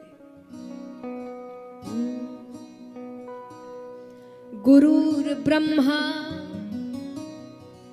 गुरुर विष्णु गुरुर्देवो महेश्वरा गुरुर साक्षात् परम ब्रह्मा तस्मै श्री गुरवे नमः। तस्मै श्री गुरवे नमः। तो इस प्रकार सुखदेव जी के अवतार की कथा आती है। अब चलते हैं नैमिषारण्य वन में, जहां 88,000 ऋषिगण बैठे हैं और उनको कथा सुना रहे हैं सूत जी। और उन 88,000 ऋषिगणों में सबसे बड़े ऋषि है शौनक ऋषि, इसलिए सभी को शौनकादि ऋषियों के नाम से संबोधित करेंगे। तो शौनकादि ऋषि सूत जी से पूछते हैं, अज्ञान ध्वंत विद्वंशा कोटि सूर्य समाप्रभा सूताख्या ही कथा सारम मम कर्ण रसायनम। वो सूत जी से कहते हैं कि हम अज्ञानी हैं और आप में 1 नहीं 2 नहीं करोड़ों सूर्यों के समान ज्ञान रूपी प्रकाश है। आप बताइए कलयुग में जीव का कल्याण कैसे होगा? क्योंकि कलयुग में जीव कई प्रकार के दुखों से ग्रसित है, रोगों से पीड़ित है। छोटे छोटे बच्चों को बड़े बड़े रोग हैं और धीरे धीरे ये चीजें बढ़ती जा रही है, रोग बढ़ते जा रहे हैं। हम देख ही रहे हैं ये जो महामारी आई है, 2-3 साल हो गए, कुछ ना कुछ लगा ही रहता है हर कुछ महीने में। थोड़ा ठीक होता नहीं है कि फिर कोई आ जाता है, थोड़ा ठीक होता नहीं कि फिर। तो ये सब क्या है कि धीरे धीरे रोग बढ़ते जा रहे हैं, व्यक्ति और रोगी होता जा रहा है। तो भगवान को कब याद करे, जब उसे अपने ही दुखों से, अपने रोगों से ही फुर्सत नहीं मिलेगी, वो खुद ही इतना दुखी दिन भर रहेगा। तो वो पूछ रहे कि ऐसे में उसका कल्याण कैसे होगा। तो सूत जी कहते हैं, काल व्याल मुख ग्रास त्रास निर्णाश हे तवे श्रीमद् भागवतम शास्त्रम कलोकिरेण भाषितम। काल व्याल मुख ग्रास। काल एक सर्प की तरह है। किसकी तरह? सांप की तरह, जो सबको अपना भोजन बनाते हुए आ रहा है। यानी सबकी आयु निश्चित है, कब समय आ जाए, कब बुलावा आ जाए किसी को नहीं पता। पता है क्या किसी को? कहते हैं कि एक बच्चा जब जन्म लेता है तो वो बड़ा होगा कि नहीं, इसमें संदेह है। संदेह माने डाउट, कि पता नहीं, हो भी सकता है, नहीं भी हो सकता है, कुछ पता नहीं है। तो संदेह है। चलो बड़ा हो भी गया तो पढ़ाई करेगा कि नहीं करेगा, इसमें संदेह है। कहो जोर से, है। उसकी शादी होगी कि नहीं होगी, इसमें संदेह है। उसके बच्चे होंगे कि नहीं होंगे, इसमें संदेह है। वो मरेगा कि नहीं मरेगा, इसमें संदेह है। इसमें कोई संदेह नहीं। अगर जन्म लिया है तो मरेगा, ये दुनिया का सबसे बड़ा सच है। व्यक्ति यही भूल जाता है, उसको लगता है कि अभी कुछ नहीं। वो इतनी लंबी लंबी प्लानिंग करके बैठा है, इतने में ये, इतने में वो, उतने में वो, कल का पता नहीं है उसको। कल छोड़िए, अगले पल का पता नहीं है क्या होगा। और हम पूरे जीवन भर की प्लानिंग करके रखते हैं। क्यों? क्योंकि हम भूल जाते हैं कि अंत समय कभी भी आ सकता है। एक व्यक्ति, एक बहुत ही अच्छी कहानी सुनाती हूँ आपको। एक सेठ जी थे, उनका बिल्कुल भगवान में मन ही नहीं लगता था। भगवान में मन नहीं लगता, किसी से रिश्ता अच्छे से नहीं रहता, सबसे झगड़ता रहता, खाली मेरा मेरा मेरा मेरा मेरा, दिन भर यही चलता उसके दिमाग में। तो उसके गांव में एक बार एक महात्मा जी आते हैं, गुरु आते हैं, संत आते हैं, ऋषि आते हैं। तो वो उनके पास जाता है, क्योंकि कई लोग इसकी शिकायत उससे कर चुके हैं कि तुम ऐसे हो, तुमसे। तो वो जाता है, तो उसने गुरु जी को बताया कि ऐसी ऐसी बात है, मेरा किसी से ज्यादा समय तक अच्छा व्यवहार चलता नहीं, सबसे झगड़े होते हैं, परिवार में भी झगड़ा है। अब गुरु जी को लगा इसने ये प्रश्न पता नहीं कितनों से किया होगा, और कुछ दिन तो उनकी बात मानता, और फिर वही अपना, वही घोड़ा, वही मैदान। तो उन्होंने सोचा कि इसको बातों से ज्यादा कुछ करके दिखाना पड़ेगा। कहते ना, कई बार बातों से समझाने से कहीं ज्यादा होता है करके दिखाना। तो गुरु महाराज कहते हैं कि एक काम करो, अपना हाथ दिखाओ, मुझे भविष्य भी देखना आता है, तो मैं देखता हूं कि तुम्हारे भविष्य में लिखा क्या है कि ये सब चल रहा है। उसने हाथ दिखाया। गुरुजी कहते हैं ये सब इधर उधर की बातें छोड़ो, 10 दिन में मृत्यु है।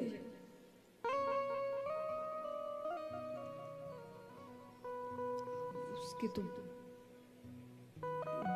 शब्द नहीं आ रहे उसको समझ में कि क्या बोल रहे हैं आप। बोले 10 दिन में मृत्यु है, ऊपर जाना है, अब क्या करना है तुम देखो। वो तो गया, 1 2 3 4 5 6 7 8 9 10 11 12 13 14 15 दिन निकल गए, कुछ नहीं हुआ। 15 दिन बाद वो आया, वो कहे आपने तो कहा था 10 दिन में मृत्यु है, 15 दिन हो गए मुझे कुछ भी नहीं हुआ।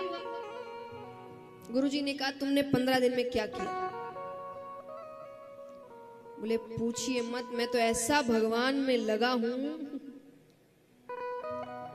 मैंने बहुत नाम जप किया, बहुत दान किया, जिससे झगड़ा किया था उस सबसे माफी मांग ली, सारे रिश्ते सुधार लिए। बोले क्यों? अरे बोले जाने से पहले, ये सब थोड़ी कोई जाने से पहले तो सबसे अच्छा ही करके जाऊंगा, जब जाना ही है, अंत समय आ गया है तो क्या फायदा ये झगड़े ऊपर लेकर जाने का। मैंने बहुत दान किया, आधे से ज्यादा जायदाद दान कर दी अपनी, खूब भगवान का नाम जप किया, मेरा तो पूरा मन भगवान में ही लगा था हर वक्त। गुरु जी कहते हैं तुमने मुझसे पहले दिन आके यही पूछा था ना कि मेरे एकाग्रता का राज क्या है, अच्छे स्वभाव का राज क्या है, भगवान में मन लगने का राज क्या है। यही राज है।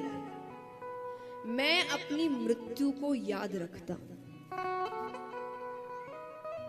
मुझे पता है कि कभी भी वो आ सकती है, अगले पल भी आ सकती है, तो मैं कोई भी अच्छी चीज भविष्य के लिए छोड़ के नहीं रखा कि बुढ़ापे में करेंगे। अभी पहले अपना अपना अपना कर ले, बाद में तो करने, वो बाद आएगा कि नहीं आएगा किसको पता। हम भी तो यही करते हैं, हमारा क्यों दिन भर किसी और से झगड़ा हो रहा है, हम किसी का सहयोग नहीं कर रहे, सिर्फ अपना अपना देख रहे, क्योंकि हम सोचते बुढ़ापे में करेंगे।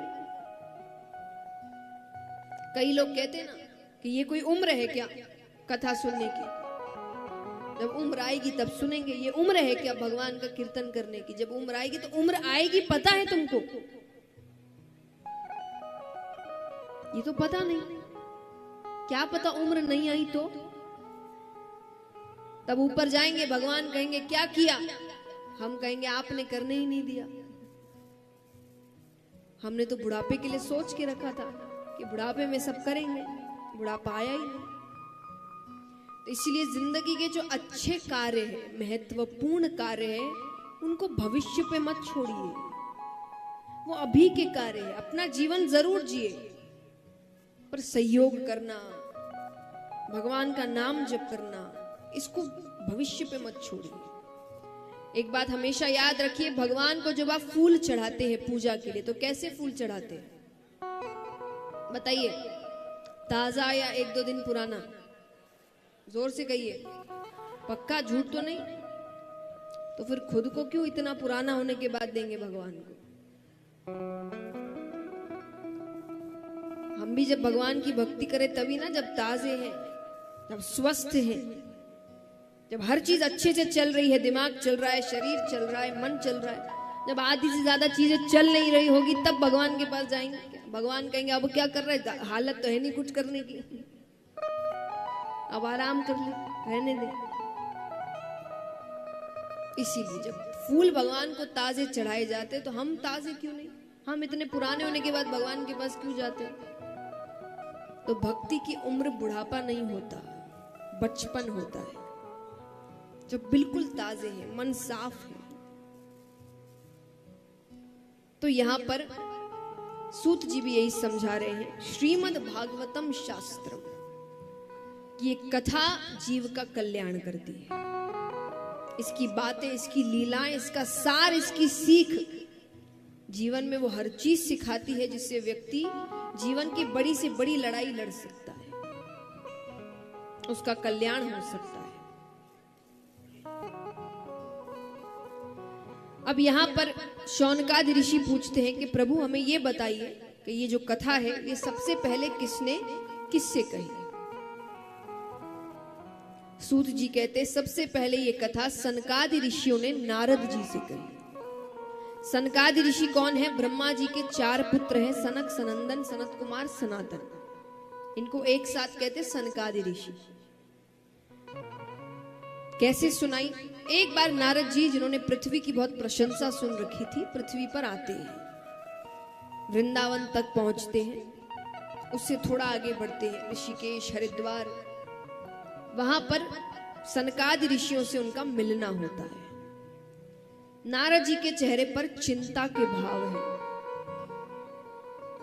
सनकादि ऋषियों ने कहा जो व्यक्ति हर वक्त भगवान का नाम लेता है, नारद जी कहीं भी जाते क्या कहते हैं? जोर से कहिए, नारद जी कहीं भी जाएं, और जोर से नारायण नारायण। वो हर वक्त भगवान का नाम लेते रहते। तो जो हर वक्त भगवान का नाम लेता है उसको कैसी चिंता। तो उन्होंने पूछा, तो नारद जी ने कहा मैंने बड़ी प्रशंसा सुन रखी थी, वो प्रशंसा सुनकर ही मैं धरती पर आया, पर यहाँ तो सब कुछ उल्टा है। यहाँ तो घर घर कलह हो रहे हैं, भाई भाई से लड़ रहा है, माता पिता को घर से बाहर निकाल दिया जा रहा है, बेटी ना गर्भ के अंदर सुरक्षित है ना गर्भ के बाहर सुरक्षित है। व्यक्ति केवल धन के पीछे दौड़ रहा है, उस दौड़ में उसको सही गलत कुछ समझ नहीं आ रहा। हर व्यक्ति दूसरों को नीचे गिराने में लगा हुआ है, खुद को बेहतर कैसे बनाना है इस पर कोई काम नहीं कर रहा। सब काम किस पे कर रहे हैं कि उसकी गलती निकालता, वो क्या गलत कर रहा है देखता, उसको सुधारता हूं। पहले खुद तो सुधर जाओ। खुद में हजारों गलतियां पड़ी है, उसको सुधारने की बजाय हम चले हैं कि उसको सिखाते हैं, इसको बोलते हैं, उसको उसकी कमी निकालते, उसकी टांग खींचते, उसको नीचे गिराते। और ये सोच ऐसी है कि ये सोच किसी और का तो भला करती नहीं, हमको भी कभी ऊपर उठने नहीं देती। हम भी जहां हैं वहीं के वहीं रह जाते हैं, और कई बार तो उससे भी ज्यादा नीचे गिर जाते हैं। तो नारद जी कहते हैं कि व्यक्ति कैसा हो गया है। यही देखते देखते मैं वृंदावन की तट पर गया, तो वहां पर एक देवी स्वरूपा स्त्री बैठी है, बहुत रो रही है। उसके पास नीचे दो वृद्ध पुरुष लेटे हुए हैं जो बहुत बीमार लग रहे हैं, अचेतन अवस्था में हैं और ऊंची ऊंची सांसें ले रहे हैं। ऊंची ऊंची सांसें यानी अंतिम सांसें, यानी अब कभी भी कुछ भी हो सकता है। उस स्त्री की नजर जैसे ही मुझ पर पड़ी, उसने मुझसे मदद मांगी। मैंने उससे पूछा कि वो कौन है। वो नाम सुनकर मेरा मन उदास हो गया। क्यों? कौन थी वो? उसने कहा मेरा नाम भक्ति है। क्या है मेरा नाम? भक्ति। ये दो पुरुष कौन है? ये मेरे पुत्र ज्ञान और वैराग्य है। मैंने विस्तार में उससे कहने को कहा, तो भक्ति ने कहा कि भक्ति का जन्म दक्षिण भारत में हुआ। दक्षिण भारत में उस वक्त बड़े बड़े भक्त हुए जिन्होंने पूरा जीवन ही भक्ति के प्रचार प्रसार में लगा दिया था। इसीलिए भक्ति का जन्म दक्षिण भारत में माना गया है। कर्नाटक में भक्ति ने कहा मेरा परिपालन हुआ, मैंने वहां यौवन अवस्था प्राप्त की, लेकिन गुजरात आते आते मैं वृद्ध हो गई। उस वक्त गुजरात में बिल्कुल भी भक्ति नहीं थी। देखिए अभी का समय अलग है, अब गुजरात में बड़े भक्त हुए हैं, लेकिन उस वक्त बिल्कुल भी भक्ति नहीं थी। उस वक्त भी ज्ञानी बहुत थे, उसमें से कई ज्ञानी हैं जिन्होंने संस्कृत के श्लोक लिख डाले। वो कहते हैं कि काष्ठ कंठी मृग तिल की पाखंडी ना संशय, और मूर्खा नाम लक्षणम चैते है तप मुद्रा धरो मिता। अर्थ वो कहते हैं कि जो तुलसी की माला पहनते हैं, तिलक लगाते हैं, तप करते हैं, भगवान का नाम जप करते हैं, ये मूर्खों के लक्षण हैं।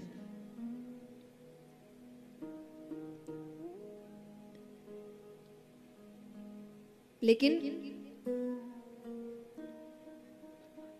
इसी धरती पर जो पहले भक्त हुए, जिन्होंने भक्ति का ऐसा बीज रोपण किया, वो है नरसिंह जी महाराज। उनके साथ भी बहुत गलत हुआ, नरसिंह जी की जब कथा सुनते, पर उन्होंने भक्ति का जो बीज रोपण किया उसके बाद ऐसी फसल आई है। फिर तो इतने भक्त हुए जिसका कोई नाम नहीं है, हद नहीं है। लेकिन उस वक्त बिल्कुल भी भक्ति गुजरात में नहीं थी। तो भक्ति ने कहा कि वहां मैं वृद्ध हो गई, लेकिन वृंदावन आते आते मैंने अपनी यौवन अवस्था प्राप्त कर ली, पर मेरे जो पुत्र हैं ये अभी तक वृद्ध है, आप इनके लिए कुछ करिए। वो नारद जी से मदद मांगती है। आइए नारद जी क्या करते हैं। इस पर नारद जी सारी बातें बता रहे हैं। तो सनकादि ऋषियों ने कहा, तो आपने उनके लिए कुछ किया नहीं? बोले मैंने किया, मैंने कई वेद शास्त्र पुराणों के श्लोक कहे, पर मैं जब तक कहता तब तक तो वो चेतन अवस्था में रहते। मैं जैसे ही चुप हो जाता वापस अचेतन अवस्था को लौट जाते, बेहोश हो जाते। मुझे समझ नहीं आ रहा मैं क्या करूं, आप ही बताइए। तब सनकादि ऋषियों ने कहा एक काम करिए, आप श्रीमद् भागवत कथा सप्ताह पारायण करिए। सप्ताह पारायण यानी 7 दिन की कथा। महीना पारायण भी होता है, 1 महीने की कथा, यानी इतनी कथाएं हैं। पर उन्होंने कहा आप सप्ताह पारायण करिए। नारद जी ने कहा जब आप कह रहे हैं तो कर भी आप ही दीजिए, कि सुझाव आपने दिया है तो कर भी आप ही दीजिए। तब सनकादि ऋषि भक्ति ज्ञान वैराग्य सभी के साथ मिलकर श्रीमद् भागवत कथा सप्ताह पारायण करते हैं। पहले दिन की कथा, दूसरे दिन, तीसरे दिन, चौथे दिन, 5वें दिन, 7वें दिन जब कथा संपूर्ण होती है तब वहां पर साक्षात परम पिता परमेश्वर भगवान विष्णु आते हैं। बोलिए विष्णु भगवान की। ज्ञान और वैराग्य को उनकी यौवन अवस्था देते हैं भगवान। भक्ति से कहते हैं कि उसे वरदान में क्या चाहिए, तो भक्ति कहती है वरदान कहिए या वचन कहिए, मैं आपसे सिर्फ एक वचन मांगना चाहती हूं। एक बात बताइए, भगवान को प्राप्त करने के 2 रास्ते हैं जाने माने, कौन कौन से है वो? सबसे आसान पहले बता दो, एक हम बता दिए, दूसरा कोई और बताए। चलिए, बहुत होशियार। एक भक्ति और ज्ञान। एक होता है भक्ति, नाम संकीर्तन, नाम जप से भगवान को प्राप्त करते हैं। एक है ज्ञान, वेद शास्त्रों पुराणों का ज्ञान होता है, उससे भगवत प्राप्ति होती है। इसमें से ज्यादा महत्वपूर्ण, ज्यादा आसान कौन सा है? जोर से कहिए। ये हमें लगता है नहीं। भक्ति बहुत कठिन है, क्योंकि भक्ति का मतलब केवल भजन कीर्तन नहीं होता कि भजन कर लिया भक्ति हो गई। भक्ति में पूर्ण समर्पण चाहिए। जैसे आप नरसिंह भगत की कथा सुनते हैं, भगवान बड़ी परीक्षाएं लेते हैं एक भक्त की। इस हद तक परीक्षा लेते हैं कि वो इस स्थिति में आ जाए कि अब या तो वो कहे कि मैं कुछ नहीं मानता, या वो उस वक्त भी भगवान पर भरोसा रखे। जिसने भरोसा रख लिया उसका 56 करोड़ का भगवान ने मायरा भर दिया, यानी उसकी लाज रख ली भगवान ने। पर वो लाज रखने से पहले भगवान ऐसी परिस्थितियां सामने करते हैं कि कोई भी दूसरा व्यक्ति कहे कि मुझसे तो अभी और नहीं होगा, मुझे तो नहीं लगता भगवान कहीं है। तो भक्ति में पूर्ण समर्पण चाहिए कि कोई भी परिस्थिति आए, दुख सुख कुछ भी, उसको भरोसा है कि वो जो करता है सही करता है, उसको भक्ति कहते हैं। तो यहां पर लेकिन फिर भी भक्ति को बहुत महत्वपूर्ण माना गया है। इसका कारण है, जैसे मान लीजिए बच्चे, हम पढ़ाई करते हैं ना, बड़ी बड़ी डिग्रियां लेते हैं, MBA है, इंजीनियरिंग है, तो उसमें 2 तरीके के कॉलेजेस होते हैं। एक कॉलेज है जहां से आपको डिग्री मिलती है, और एक कॉलेज है डिग्री के साथ साथ वहीं आपको जॉब भी मिलती है। सब आते हैं, वो आपको जॉब भी देते हैं। तो कौन सी कॉलेज ज्यादा अच्छी होती है बताइए? जिसमें डिग्री के साथ साथ जॉब की भी गारंटी है कि जॉब भी मिल जाएगी। तो भक्ति और ज्ञान में बस इतना ही अंतर है। भक्ति में जॉब भी गारंटी है, मिल जाएगी। कैसे? कि भक्ति ने भगवान से वचन मांगा कि आप मुझे वचन दीजिए कि कोई भी मेरे माध्यम से अगर आपको पुकारेगा, चाहे वो धनवान है कि गरीब है, अच्छा है कि बुरा है, पुण्य करने वाला है कि पापी है, जैसा भी है, अगर उसने भक्ति का मार्ग चुना है और आपको पुकार रहा है तो आप उसके घर जरूर जाएं। तो भगवान ने वचन दिया था कि मैं वचन देता हूं, मुझे जो भी भक्ति से बुलाएगा मैं उसके पास जरूर जाऊंगा। तो इसका मतलब जॉब गारंटी, कि आपको भक्ति की डिग्री तो मिल गई लेकिन भगवान भी तो मिलने चाहिए। तो यहां इसकी गारंटी है, जरूर मिलेंगे, क्योंकि भगवान ने वचन दिया है, इसलिए भक्ति को ज्यादा महत्व दिया गया है। तो यहां पर भक्ति ने भगवान से वचन मांगा, भगवान ने वचन दिया मैं जो भी मुझे पुकारेगा जरूर आऊंगा। अब यहां जितने भी वहां भक्त थे जो कथा सुन रहे थे, ज्ञान वैराग्य भक्ति, वो सभी मिलकर भगवान को मना रहे हैं, संकीर्तन कर रहे हैं। आइए हम सब भी भगवान का नाम संकीर्तन करते हैं। गोविंद बोलो हरि गोपाल बोलो गोविंद, गोविंद बोलो हरि गोपाल बोलो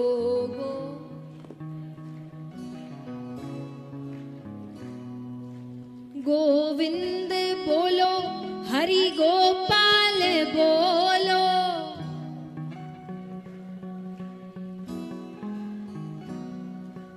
गोविंद बोलो हरि गोपाल बोलो।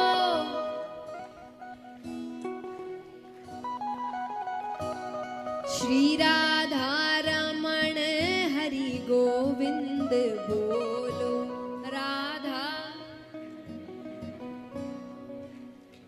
तो आइए मीठी मीठी तालियों के साथ गोविंद बोलो हरि गोपाल बोलो,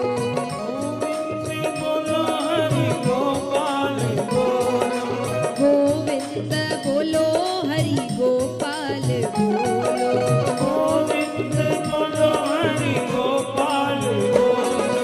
गोविंद बोलो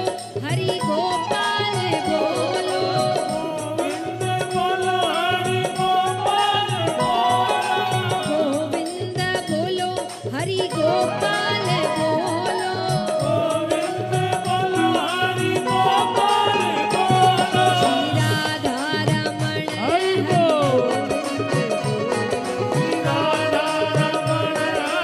बोलो,